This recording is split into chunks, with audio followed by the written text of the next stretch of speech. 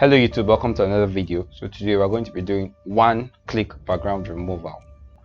Okay, so what do you do when you have loads of pictures to edit, which involves removing of their backgrounds, and you have just little time? This is the perfect tutorial for you. You remove the backgrounds of images in less than 2 to 3 minutes, depending on how finished you are in getting this tutorial. So without any further ado, let's get into the tutorial.